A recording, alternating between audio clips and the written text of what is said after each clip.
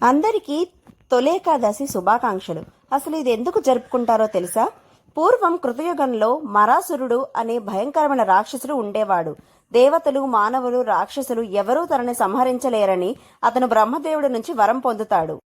వరం పొందిన తర్వాత 3 లోకాలను తన ఆధీనంలోకి తెచ్చుకొని దేవతలను, ఋషులను తీవ్రంగా హింసిస్తాడు. మరాసురుడి ఆగడాలను భరించలేక దేవతలు, ఋషులు శ్రీ మహావిష్ణువుని శరణు వేడుతారు. దేవతల మొర ఆలకించి శ్రీ మహావిష్ణువు మురాసురుడితో సుదీర్ఘ యుద్ధం చేస్తాడు. యుద్ధం వల్ల అలసిపోయి విష్ణువు విశ్రాంతి తీసుకోవడానికి హిమాలయాల్లోని ఒక సుందరమైన గుహలోకి వెళ్తాడు.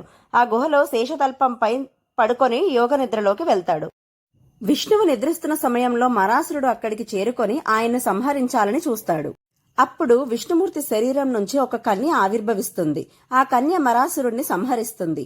యోగనిద్ర నుంచి మేల్కొన్న విష్ణువు ఆ కన్యను చూసి ఆమె ఎవరు అని అడుగుతాడు.